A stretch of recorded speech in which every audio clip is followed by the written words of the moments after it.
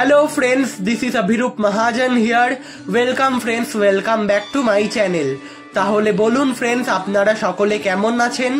আশা করছি আপনারা সকলে খুবই ভালো আছেন। আমিও খুব ভালো আছি। আর যেমনটা আপনারা সকলেই জানেন, আজ হলো ওরণ ষষ্ঠী, তাই আপনাদের সকলকে জানাই ওরণ ষষ্ঠীর অনেক অনেক শুভেচ্ছা এবং অভিনন্দন আমার এই ইউটিউব চ্যানেলের পক্ষ থেকে। ওরণ ষষ্ঠীর এই বিশেষ তিথি থেকেই ভগবানের শ্রী বিগ্রহকে শীত বস্ত্র পরিধান করানোর কাজ শুরু হয়। তাই আজকের এই বিশেষ তিথিতে আমি আপনাদের সকলের সঙ্গে আমার আরাধ্য গোপুসোনাদের শীতকালীন সেবা শেয়ার করব বলে চলে এসেছি। তাহলে চলুন ফ্রেন্ডস, আর কথা না বাড়িয়ে আজকের এই ব্লগের মূল অংশে প্রবেশ করা যাক।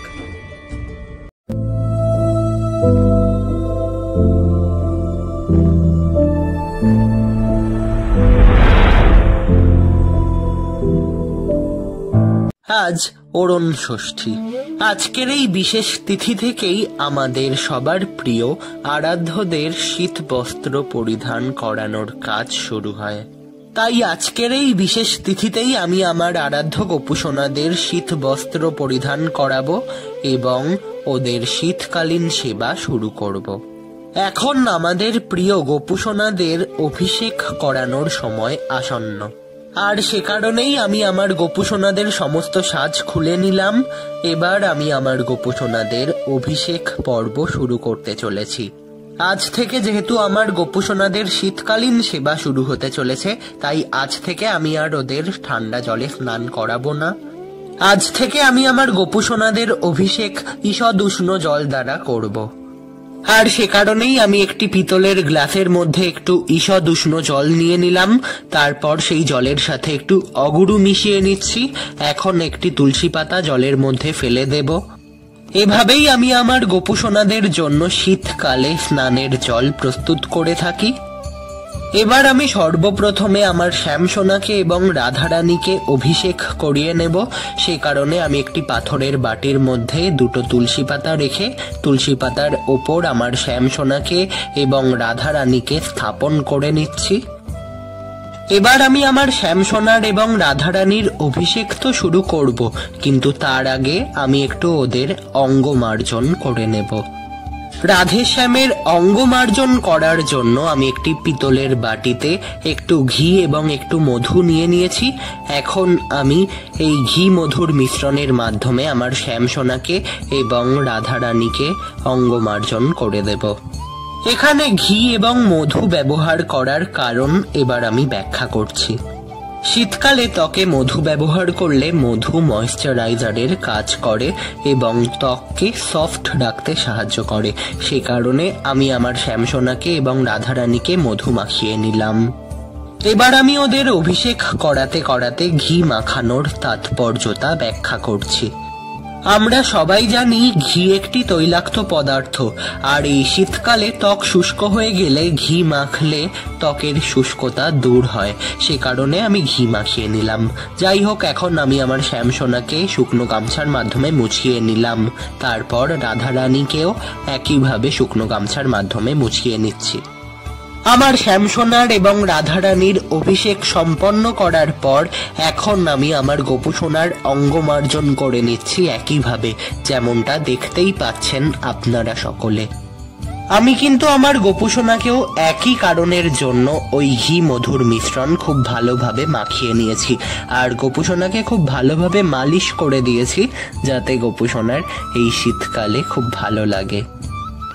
আমার গোপুসোনার অঙ্গমার্জন সম্পন্ন করার পর এবার আমি আমার গোপুসোনার অভিষেক করিয়ে নিতে চলেছি। তবে আমার গোপুসোনাকে প্রপারলি অভিষেক করানো আমার পক্ষে সম্ভব নয়, কারণ আমার গোপুসোনা হলেন মৃন্ময়। আর সে কারণেই আমি আমার মৃন্ময় গোপুসোনাকে একটু ভিজে গামছার মাধ্যমে খুব ভালোভাবে মুছিয়ে অভিষেক সম্পন্ন করলাম।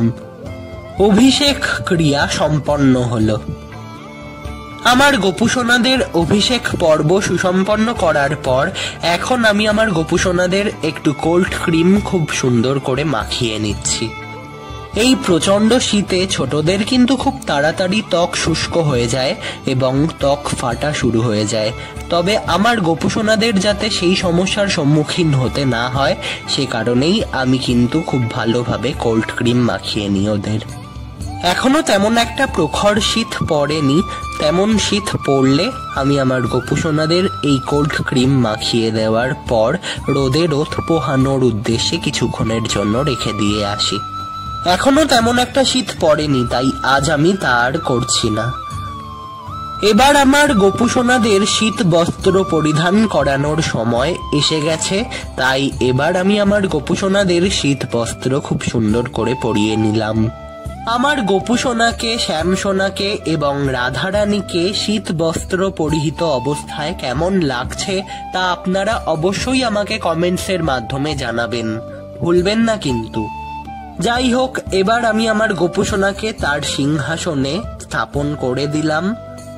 শীত বস্ত্র পরিহিত অবস্থায় আমার গোপুসোনাকে সিংহাসনে প্রতিষ্ঠা করে দেওয়ার পর এখন আমি একইভাবে আমার শ্যামসোনাকে এবং রাধারানীকেও আসনে খুব সুন্দর করে প্রতিষ্ঠা করে দিলাম।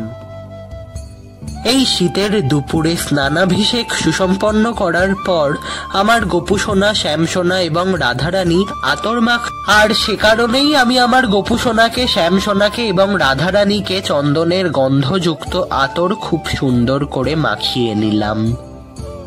অরুণ ষষ্ঠীর বিশেষ পুজো করতে গেলে যেহেতু শ্বেত চন্দন রাখাটা আবশ্যক, আর আমার গোপুসোনাদের শ্বেত চন্দন যেহেতু অত্যন্ত প্রিয় একটি গন্ধদ্রব্য, সে কারণে আমি এখন শ্বেত চন্দন প্রস্তুত করে নিচ্ছি। দেখতে দেখতে আমার শ্বেত চন্দন প্রস্তুত করার কাজ সুসম্পন্ন হলো। এখন আমি এই মাত্র প্রস্তুত করা শ্বেত চন্দন এবং গঙ্গার জলের মাধ্যমে পুষ্প শুদ্ধিকরণ করে নেব। সে কারণে আমি ফুলের ঝুড়িতে একটু শ্বেত চন্দন এবং গঙ্গার জল ছিটিয়ে বিশেষ মন্ত্র পাঠ করে নিচ্ছি। মন্ত্রটি হল ওম পুষ্পে পুষ্পে মহাপুষ্পে সুপুষ্পে পুষ্প সম্ভবে পুষ্পচয়াবকীর্ণে হুং ফট স্বাহা।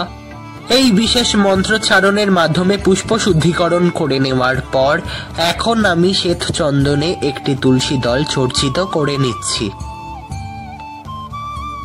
এবার আমি এই চন্দনে চর্চিত তুলসী দল থেকে দুটি তুলসী পাতা ছিঁড়ে নিয়ে সেই তুলসী পাতা দুটি আমার গোপুসোনার শ্রীচরণে নিবেদন করে দিচ্ছি। তারপর একটু তুলসী দল শ্যামসোনার শ্রীচরণে নিবেদন করে দিচ্ছি এবং সব শেষে রাধারানীর ডান হাতে একটি তুলসী পাতা নিবেদন করে দিচ্ছি। এখন আমি আমার গোপুসোনার জন্য আনানো চন্দনে চর্চিত রজনীগন্ধার মালা গোপুসোনার গলায় খুব সুন্দর করে পরিয়ে দিচ্ছি। মালা পরার পর আমার গোপুসোনাকে খুবই সুন্দর দেখাচ্ছে। এবার আমি একইভাবে আমার শ্যামসোনার জন্য আনানো চন্দনে চর্চিত রজনীগন্ধার মালা শ্যামসোনার গলায় খুব সুন্দর করে পরিয়ে দিচ্ছি এবং তারপর রাধারানীর জন্য আনানো চন্দনে চর্চিত মালা রাধারানীকে খুব সুন্দর করে পরিয়ে নিলাম। যে কোনো শুভ কাজ করতে গেলে যেহেতু মঙ্গল দ্বীপ জ্বালানোটা আবশ্যক, আর অরুণ ষষ্ঠীর বিশেষ দিনে গোপুসোনাদের বিশেষ পুজো যেহেতু অত্যন্ত শুভ কাজ, তাই আমি সর্বপ্রথমে মঙ্গল দ্বীপ প্রজ্বলিত করে নিচ্ছি। মঙ্গল দ্বীপ প্রজ্বলিত করে নেওয়ার পর এখন আমি মঙ্গল দ্বীপের অগ্নিশিখার মাধ্যমে 5টি সুগন্ধি ধূপকাঠি খুব সুন্দর করে জ্বালিয়ে নিলাম। এবার আমি এই ধূপকাঠিগুলি জ্বালিয়ে নেওয়ার পর ধূপকাঠিগুলিকে ধূপদানিতে বা বলা ভালো ধূপের স্ট্যান্ডে খুব সুন্দর করে সেট করে দিচ্ছি, যেমনটা দেখতেই পাচ্ছেন আপনারা সকলে। এবার আমি গৃহের শান্তি কামনার্থে গোপুসোনাদের সম্মুখে জলশঙ্খ প্রতিষ্ঠা করে সপ্ত সিন্ধুকে আহ্বান জানাবো। জলশঙ্খ প্রতিষ্ঠা করার জন্য আমি জলশঙ্খ সর্বপ্রথমে গঙ্গার জল দ্বারা পূর্ণ করে নেব। তারপর একটি তুলসী পাতা এবং একটু ফুল জলশঙ্খের মধ্যে রেখে হাত উপর করে জলশঙ্খ ধরে বিশেষ মন্ত্র পাঠ করে নেব। মন্ত্রটি হলো ওম গঙ্গে চ যমুনে চৈব গোদাবরী সরস্বতী নর্মদে সিন্ধু কাবেরী জলেহস্মিন সন্নিধিং কুরু। এভাবেই আমি জলশঙ্খ প্রতিষ্ঠা করে নিলাম। এবার আমি সর্বপ্রথমে আমার প্রিয় গোপুসোনাকে পুজো করে নেওয়ার জন্য হাতে একটি চন্দনে চর্চিত গাঁদা ফুল নিয়ে নিয়েছি। এবার মন্ত্র পাঠ শুরু করছি। হে কৃষ্ণ করুণা সিন্ধু দীন বন্ধু জগৎপতে গোপেশ গোপিকা কান্ত রাধা কান্ত নমঃস্তুতে কৃষ্ণায় বাসুদেবায় দৈবকী নন্দনায় চ অশেষ ক্লেশনাশায় গোবিন্দায় নমো নমঃ বন্দে নবঘনশ্যামং দ্বিভুজং মুরলীধরং পীতাম্বরধরং দেবং সরাধং পুরুষোত্তমম ओम वासुदेवं सुतं देवं कंसचाणूरमर्दनं दैवकी परमानंदं कृष्णं वंदे जगद्गुरु श्री कृष्ण गोविंद हरे मुरारी हे नाथ नारायण वासुदेव हरे कृष्ण कृष्ण कृष्ण हरे हरे हरे राम राम राम हरे हरे हरे कृष्ण राधे राधे जय श्री गोपू सोनार जय। এবার আমি একইভাবে শ্রীমতী রাধারানীকে পুজো করে নেওয়ার জন্য হাতে চন্দনে চর্চিত পুষ্প নিয়ে নিয়েছি। এবার মন্ত্র পাঠ শুরু করছি। তপ্ত কাঞ্চনে গৌরাঙ্গী রাধে বৃন্দাবনেশ্বরী বৃষভানুসুতে দেবী প্রণমামি হরি প্রিয়ে। জয় কৃষ্ণ প্রাণেশ্বরী কৃষ্ণ প্রাণাধিকা শ্রীমতী রাধারানীর জয়। জয় বৃষভানু নন্দিনী শ্রী রাই কিশোরীর জয়। আজকের মধ্যাহ্নকালীন ভোগের জন্য আমি যা যা আয়োজন করেছি সেই সমস্ত কিছুই এখন আমি আমার গোপু সোনাদের সামনে খুব সুন্দর করে সাজিয়ে দিলাম। তাহলে এবার এক নজরে দেখে নেওয়া যাক আজকের মধ্যাহ্নকালীন ভোগে কি কি রয়েছে। আজকের মধ্যাহ্নকালীন ভোগে রয়েছে 3 রকমের ফল, মানে কমলা লেবু, আপেল এবং কলা। আর মিষ্টান্ন স্বরূপ রয়েছে সোনপাপড়ি এবং জয়নগরের মোয়া। আর পানীয় জল তো রয়েছেই। যাই হোক, সর্বপ্রথমে এই ভোগ আমি তুলসী পাতার মাধ্যমে নিবেদন করে নেওয়ার পর এখন আমি মানসিক রূপে নিবেদন করব। শ্রীগোপাল শ্রীগোপাল, হে প্রভু হে গোপাল, তুমি দয়া করে এই সামান্য ভোগ তোমার মধ্যাহ্নকালীন ভোজ হিসেবে গ্রহণ করো। হে দেব, তুমি দয়া করে এই সামান্য ভোগ তোমার মধ্যাহ্নকালীন ভোজ হিসেবে গ্রহণ করো। আমি তোমার মধ্যাহ্নকালীন পূজা আরতি শুরু করছি। হে শ্রীমতী রাধারানী, আমার প্রভুর ভোগ গ্রহণ পর্ব সমাপ্ত হলে তুমি আমার প্রভুর প্রসাদ গ্রহণ করো হে দেবী। জয় শ্রীকৃষ্ণ।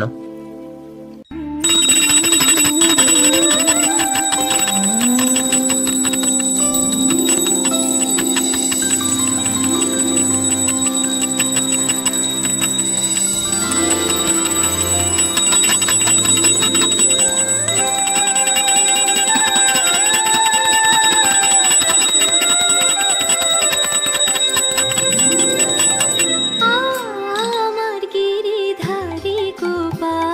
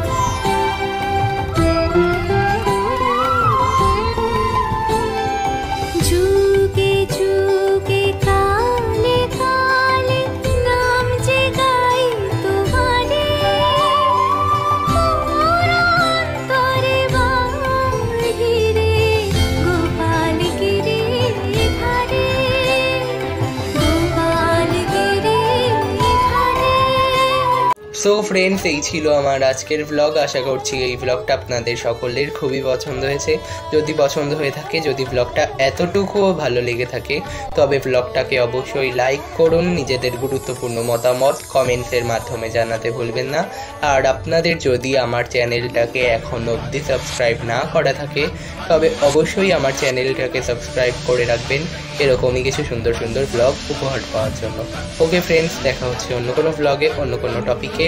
ততক্ষণের জন্য বাই বাই। সবাই খুব ভালো থাকুন, সুস্থ থাকুন, stay home, stay safe, and thanks for watching.